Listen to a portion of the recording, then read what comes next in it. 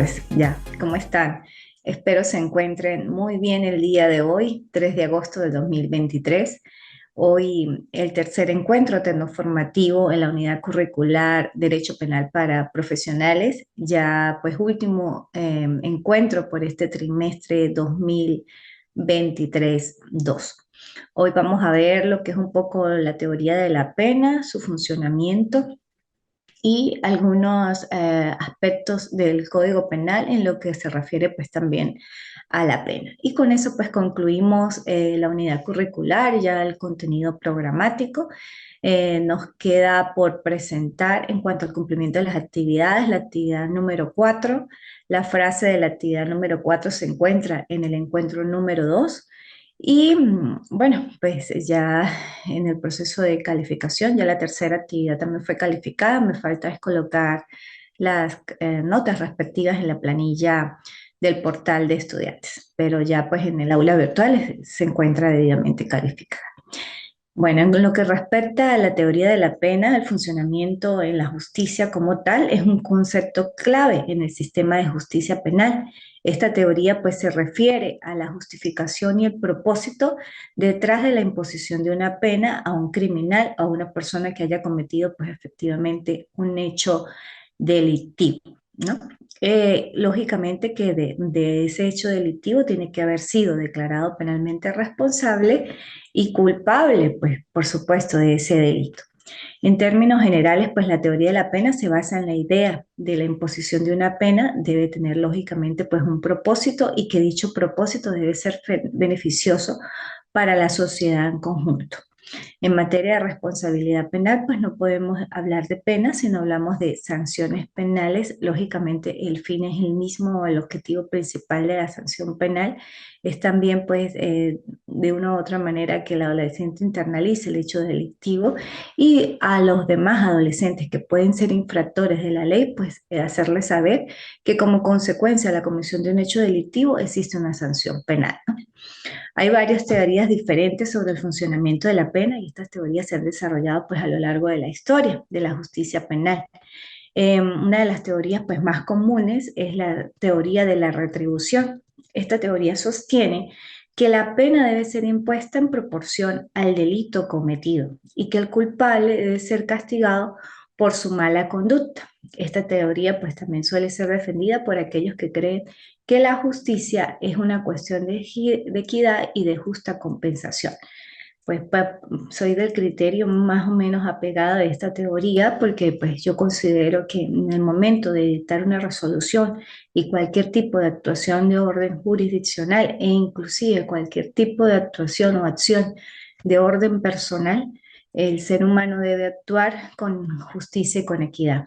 Justicia sobre la base de esa conceptualización de Ulpiano, darle a cada quien lo suyo, lo que le pertenece, y la equidad, darle a cada quien lo suyo, lo que le pertenece, atendiendo a las consideraciones propias del ser. ¿Qué me indica esto? Que como cada ser humano somos individuales, somos seres únicos, pues tenemos unas características igualmente únicas. Esas características únicas deben ser valoradas en todo caso en el momento de establecer algún tipo de resolución o de decidir, estimadas completamente. O sea, no se le puede dar el mismo trato a una persona, en este caso de la pena, que cometió un delito leve o unas lesiones leves al que cometió un homicidio. Otra teoría importante es la teoría de la prevención. Esta teoría afirma que la pena debe ser impuesta con el objetivo de prevenir futuros delitos. Esto es lo que hablábamos también inclusive al inicio de las clases en cuanto a la prevención y la garantía que debe tener tanto el ciudadano de que está prevenido, en todo caso, de que no debe el Estado pues decirle que si comete un hecho delictivo o mostrarle su ordenamiento, pues va a ser castigado y pues también como garantía al que no infringe la ley, que va a estar salvaguardado, ¿no? Esta teoría pues se basa más en ese objetivo de prevenir futuros delitos. Esta teoría se divide pues en dos principales subteorías, la prevención general y la prevención especial. La prevención general se refiere a que la imposición de una pena envía un mensaje a toda la sociedad que el delito no sea tolerado y se castigará. La prevención especial, por su lado, intenta reformar al delincuente individualmente con el objetivo de prevenir la comisión de futuros delitos por parte del criminal. Eso es parte de las políticas públicas, en todo caso, que existen bueno, en Venezuela también y en muchos países en cuanto a la parte postpenitenciaria, que se debe reeducar, educar al delincuente a los fines de que haya esos procesos inclusive empáticos de internalización del delito y que él entienda que efectivamente está detenido como producto de la comisión de un hecho delictivo, pues que generó daño. No solamente un daño individual, sino un daño a la sociedad y que, bueno, como consecuencia de ese daño, él está privado de libertad, ¿no? Finalmente, pues la teoría de la restauración, que se enfoca en restaurar las relaciones dañadas entre el criminal y la víctima y la propia sociedad. Se cree que la pena pues debe ser impuesta con esta finalidad y no solo que la pena debe ser impuesta con el ánimo de castigar al delincuente. Esta teoría pues también tiende a en cuenta las necesidades y los derechos de la víctima del delito. En cuanto a esta teoría de la restauración, pues bueno, hay inclusive la teoría hoy en día que se maneja también de la justicia restaurativa, ¿no? Que son los procesos de perdón, en todo caso, entre la víctima y el victimario. Lógicamente que hasta qué punto pues la víctima pueda perdonar, por decirlo, a una persona que le generó daño.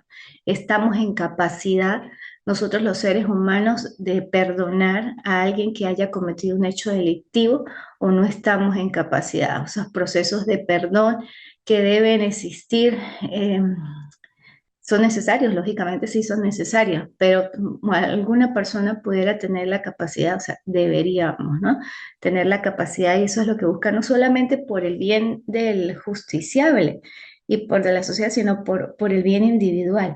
Yo pienso que mientras que más guardemos rencor, odio, ese recelo, resentimiento, es lógico que una persona que es víctima en la comisión de un hecho delictivo y más supongamos víctima indirecta, que a esa persona le hayan cercenado a un familiar, pues bueno, por un homicidio y demás, que pues tienda a perdonar a la persona que le ocasionó ese daño a ese familiar, cuesta. Eso es algo que no hay que vivirlo, sino uno a todas luces pues sabe que cuesta. Pero lógicamente pues hay que tolerar la situación, emocionalmente controlarla, tener esos procesos empáticos, no justificar las conductas lógicamente criminales, pero sí pues tratar de sobrellevarlo porque si no pues de una otra manera el perjudicado pues también sigue siendo esa víctima secundaria porque al final no va a tener paz en su corazón, en su espíritu y a nivel científico inclusive que se ha probado que el cuerpo somatiza emocionalmente sus sentimientos, ¿no? Todo lo que siente. Entonces es un proceso complejo, pero bueno, esta teoría no tanto va a la parte de la neurociencia, pero sí va a la parte de la emoción y busca que exista un perdón entre la víctima y el victimario, la teoría de la restauración, y en todo caso la justicia restaurativa. Bueno, cada teoría de la pena pues tiene implicaciones diferentes para el sistema de justicia penal y cada una presenta pues sus ventajas y lógicamente según desventajas según el caso. Yo pienso que pues no existe una teoría tampoco única y perfecta como para decir que es la más adecuada, idónea, ¿no? Pienso que se debe adaptar pues cada una de las teorías y de la justicia penal y más de la pena a ese sujeto, a cada sujeto y a cada situación particular que lo envuelve, ¿no? No solamente al victimario, sino al contexto que está en todo su alrededor. Y ese contexto pues va ligado con la víctima, ¿no? Y la víctima a su vez sus otras víctimas y bueno, además todo lo que conforma cada caso en particular, ¿no? La teoría de la elegida de la pena pues afectará la forma en que se diseña y se aplica una pena criminal y cómo la sociedad en general ve y juzga el sistema judicial en su conjunto. Recapitulando, haciendo una síntesis de lo que ya expuse, pues la teoría de la pena tiene una característica muy importante y forma parte pues, del derecho penal como tal Se dice que la teoría de la retribución pues parte de la teoría absoluta y que la pena en cuanto a la prevención general y prevención especial forma parte de las teorías relativas. Lógicamente que la prevención general intimida a los individuos a fin de que no cometan delitos, que la prevención general puede ser negativa porque busca inhibir a los individuos a través de la intimidación por la pena, o sea que no cometan más hechos delictivos por el tipo de pena. La prevención general positiva, una afirmación del derecho en un Estado social y democrático del derecho. La prevención especial individual, que la pena influye directamente sobre la gente de manera individual. La prevención especial positiva o ideológica, que esto pues entre otros, uno de sus principales representantes fue Ferry, que la función de la pena pues debe ser reeducadora, resocializadora e integradora del delincuente y que es importante pues lógicamente el tratamiento penitenciario y la prevención especial negativa o neutralizante, que esto pues también uno de sus principales padres o pioneros fue Garófalo, en mantener alejado, que busca mantener alejado al delincuente, eh, estabilizarlo o bloquearlo todo su acción, como neutralizarlo, pues a través de, igual de políticas penitenciarias, ¿no? Y atendiendo pues a esas condiciones propias de ese delincuente. La teoría pues de la pena es clave en la aplicación de la ley. Es un concepto fundamental en esa misma aplicación, ya que se trata pues de un conjunto de principios y criterios que se utilizan en todo caso pues para ejercer la imposición de una sanción o castigo a quien ha cometido un hecho punible. Esta teoría pues se desarrolló a lo largo de la historia del derecho, ha sido objeto de numerosos debates y de discusiones en la comunidad jurídica. Pues lógicamente, porque no se puede llegar a un acuerdo en que exista una teoría que es la más eficaz o eficiente para determinado caso, sino pues va a depender del contexto y del suceso en particular. Uno de los principales objetivos de la teoría de la pena es establecer la relación de proporcionalidad entre la gravedad del delito y la sanción impuesta, es decir, que la pena debe ser adecuada y proporcionada al delito cometido, de manera que no sea ni demasiado severa ni demasiado indulgente. Para ello se tienen en cuenta pues diversos factores como la internacionalidad del delito, el daño causado a la víctima y la residencia del delincuente. Lógicamente, pues que debe existir la proporcionalidad en el momento de la comisión de un hecho delictivo, atendiendo a todas las circunstancias que rodearon ese hecho y a lo que generó ese hecho, sobre todo la magnitud del daño social causado, la gravedad del daño social causado. También influye patrones o comportamientos como la reincidencia, o sea, los comportamientos delictuales. Si esa persona que cometió el delito ha tenido otros comportamientos delictuales, lógicamente que pues le agravaría la situación, ¿no? Y en materia de adolescentes, pues también hablamos de reincidencias, o sea, sí influye en comportamiento delictual del adolescente, sin embargo, la proporcionalidad va dirigida a unas pautas de aplicación de la sanción, dependiendo igualmente de ciertas circunstancias o factores que influyeron en el adolescente en la comisión del hecho delictivo. Tan es así que en materia de adolescentes, pues un juez le puede cambiar una sanción privativa de libertad por una sanción que no sea privativa de libertad al adolescente que fue declarado penalmente responsable, cosa que no ocurre en adultos. En adultos solamente existen dos determinaciones, o se declara culpable o se declara inocente en fase de juicio. Más nada, en adolescentes se puede declarar culpable, pero no se le puede generar, o no, si el juez considera una privación de libertad, si no se le sanciona con otras sanciones no privativas de libertad. Sigue siendo responsable de sus actos, pero no con la gravedad de una privación, sino con la imposición de otras sanciones, en todo caso socioeducativas. Por eso, pues es muy importante la valoración de todos los factores que incidieron en la comisión del hecho delictivo.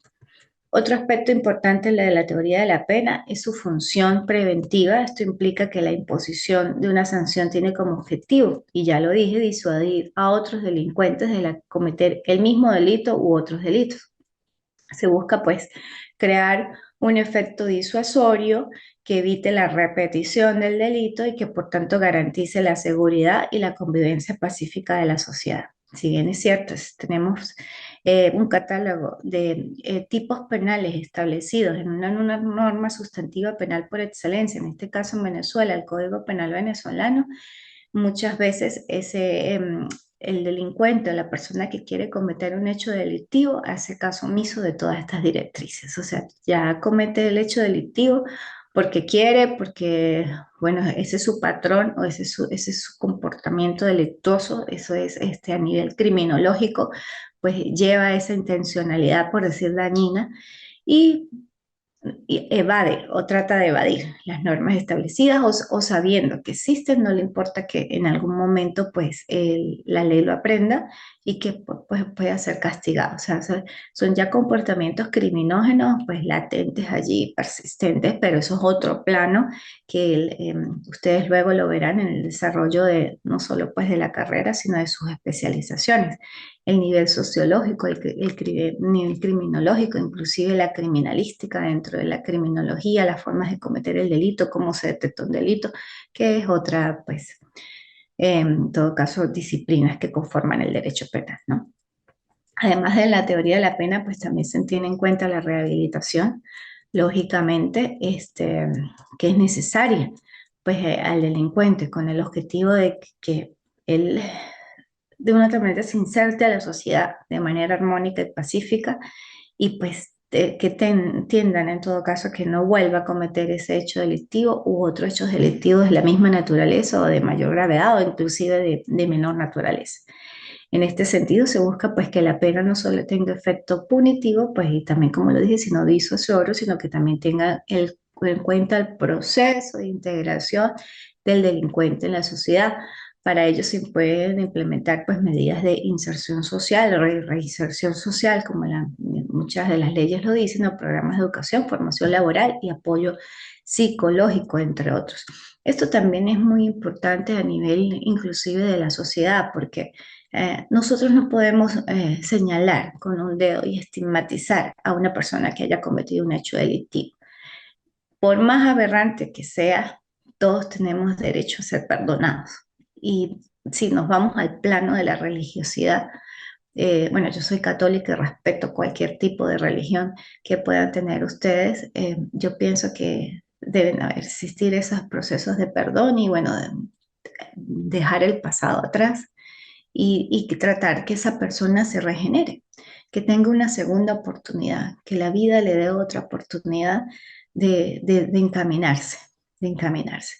Lo puede hacer, pero pues también va a depender de la sociedad, de nosotros mismos, porque cuántas veces sabemos que una persona cometió un hecho delictivo y en vez de apoyarlo, pues lógicamente nos puede dar miedo, nos puede dar recelo, rechazo, de una vez lo señalamos con un dedo.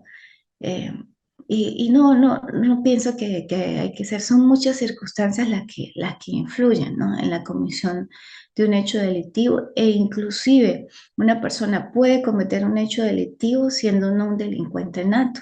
Vámonos al homicidio culposo. El homicidio culposo, nadie que esté manejando quiere atropellar a alguien o causarle un accidente en otro vehículo a otra persona, pero las personas pues que manejan, nosotros que manejamos, pues que Dios nos guarde, que Dios guarde a todos los conductores, están expuestos, sea por hecho de la víctima o sea por hechos ajenos a su voluntad o inclusive que llevado por sus emociones en ese momento de tristeza o de ira, esté manejando y tenga en su mente tantos pensamientos que pase una señal de tránsito, un semáforo, y en ese momento no se percata porque está nubilado y arrolla a alguien. O sea, la persona que estaba manejando no tenía la intención de matar o de cercenar la vida de otra persona. Sin embargo, sucedió. Ajá, vamos a estigmatizar a esa persona que cometió un homicidio culposo como un delincuente y ya no le vamos a dar la posibilidad de su reinserción. O sea, por eso es que cada contexto es particular, todos, todos, o un homicidio intencional inclusive. O sea, si la persona de verdad tiene esos procesos de arrepentimiento, ¿por qué no permitirle la posibilidad de que se regenere, ¿no? Y no más bien que la misma sociedad lo convierta más aún en un criminal. O sea, porque nos vamos entonces al plano sociológico, ¿no? O sea, el hombre nace malo o la sociedad es la que lo vuelve malo y lo corrompe. O el hombre nace bueno y la misma, es así, el hombre nace bueno y la sociedad lo corrompe y lo hace malo. O nace malo y la sociedad lo sigue manteniendo malo. O tiene esos procesos de transformación para convertirlo en bueno. Esos son, bueno, cuestiones propias de sociología, ¿no? Y a nivel de criminología, que son muy importantes pues también estudiarlas y ver todas esas teorías que existen y tratar nosotros de implementar una teoría única, una teoría, bueno, no solo única, una teoría que pueda servir al mundo, ¿no? Eh, Igualmente, pues bueno, estas teorías que buscan la rehabilitación van que todos pues también dirigidas a que la sociedad se sienta segura y que existen esos procesos de convivencia pacífica, ¿no? Lógicamente que pues la teoría de la pena es un tema controversial en el mundo jurídico. Se trata pues de una rama de la criminología que se ocupa de estudiar la naturaleza, origen, evolución y aplicación actual de todas las sanciones penales. El origen de la pena inclusive se remonta al derecho romano y se ha ido desarrollando a lo largo de la historia. En la Edad Media, por ejemplo, las penas eran muy severas y se basaban en el castigo físico. En la Ilustración, en cambio, pues se buscó la justificación más racional de la pena, que se fundamentaba en la prevención del delito y en la reeducación del delincuente. En la actualidad, pues la teoría de la pena se centra en la retribución del delito, la prevención del delito y la rehabilitación del delincuente, en la mayoría de los casos y de los países. En este sentido, se ha establecido que la pena no solo tiene una función punitiva, sino también pues una función resocializadora. Para poder entender la aplicación actual de la teoría de la pena, pues es importante distinguir entre las diferentes corrientes que la han desarrollado. Por un lado, pues como ya también lo señalé, están las teorías absolutas y las teorías relativas. Las teorías absolutas, pues que defienden que la pena debe ser retributiva y proporcionada al daño causado por el delito. En cambio, las teorías relativas, pues buscan principalmente la prevención del delito y la reeducación del delincuente. Hoy en día, pues la mayoría de los sistemas jurídicos occidentales se basan en las teorías relativas de la pena, por ejemplo, la justicia restaurativa, que busca la restauración del daño causado por el delito y la restauración de las relaciones entre la víctima y el victimario, pues han ganado terreno en los últimos años, pero todavía pues hay mucho camino por allí que recorrer, ¿no?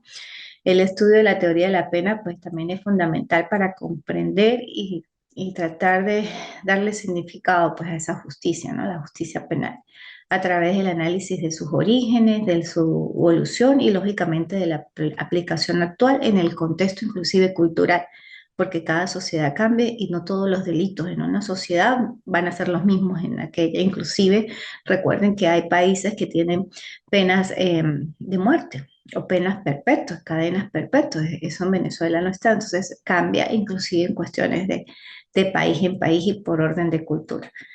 La teoría de la pena pues sigue siendo un tema discutido, como ya lo dije. Si bien es cierto, pues hay corrientes y enfoques, lo cierto es que la pena pues debe ser considerada desde una perspectiva integral que tome en cuenta el contexto social, las circunstancias del delito y las necesidades de la víctima y la sociedad en su conjunto.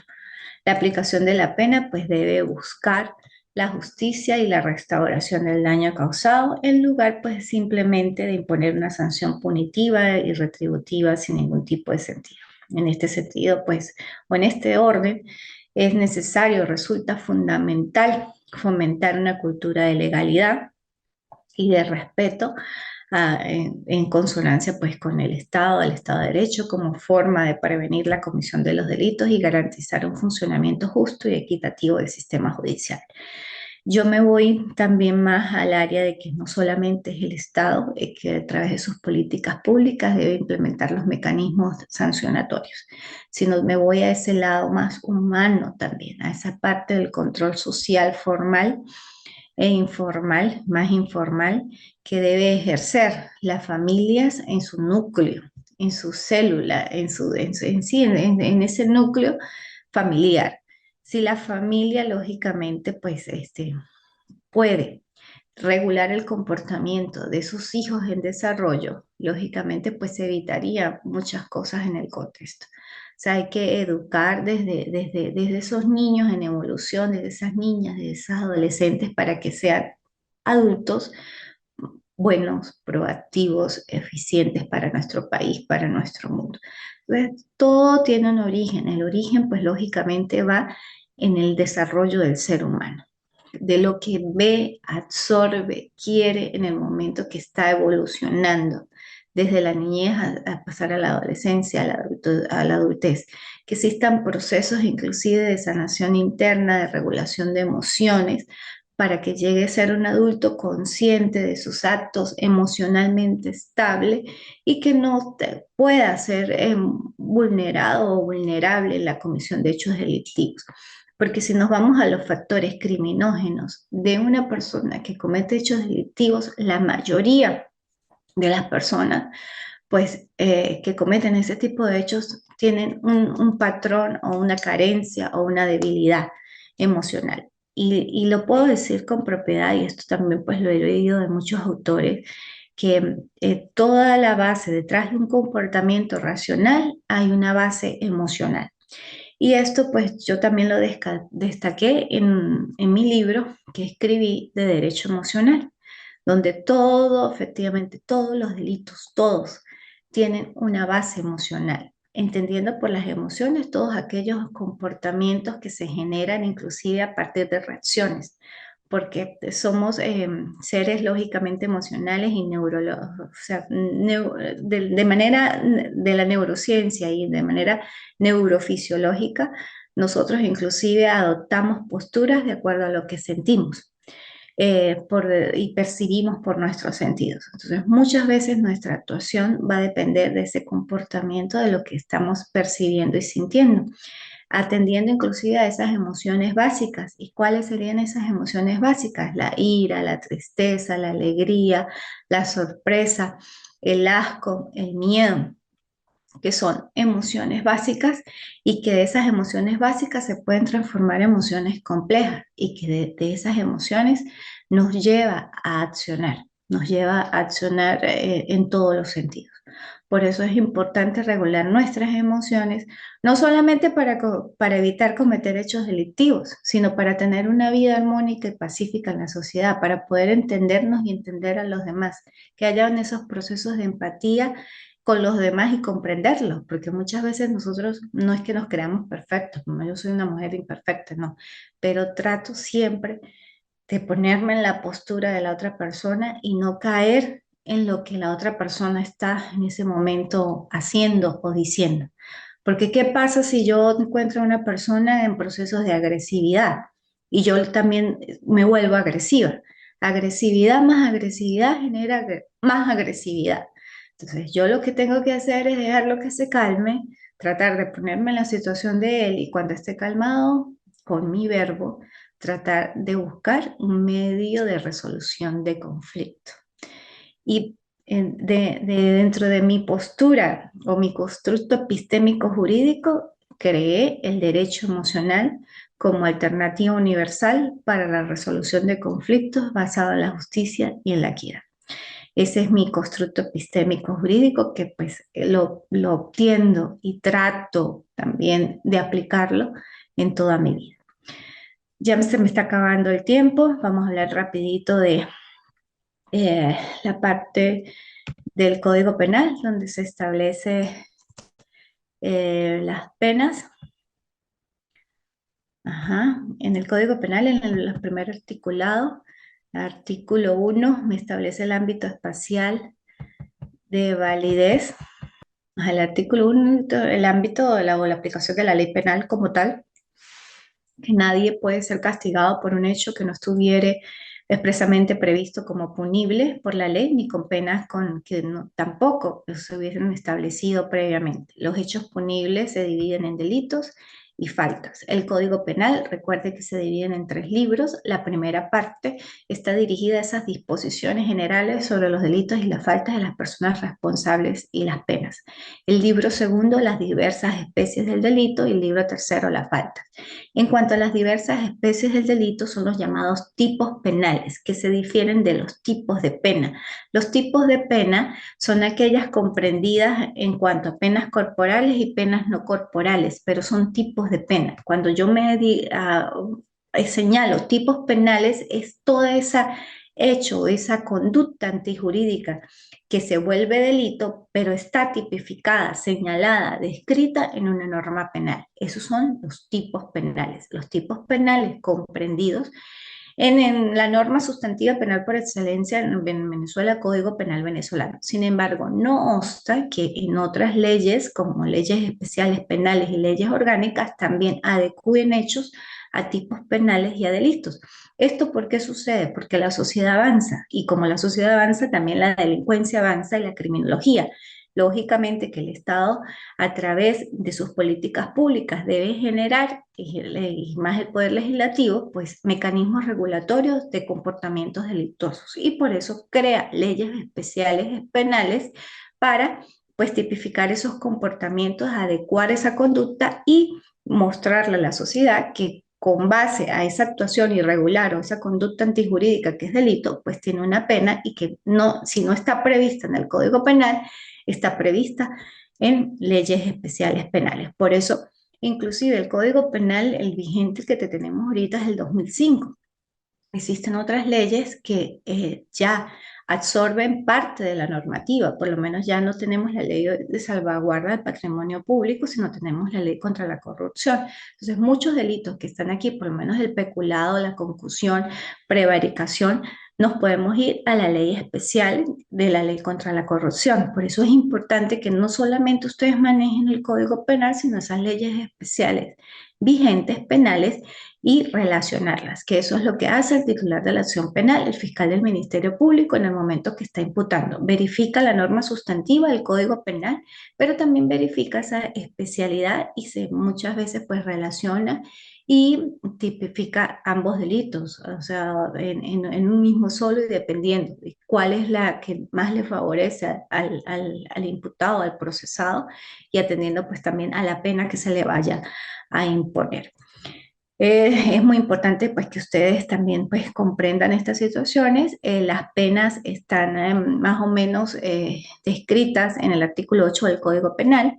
Las penas se dividen principalmente en corporales y no corporales. Son penas corporales, entre ellas presidio, prisión, arresto. Las no corporales, sujeción a la vigilancia de la autoridad pública, interdicción civil, inhabilitación, destitución del empleo, suspensión, multa y demás.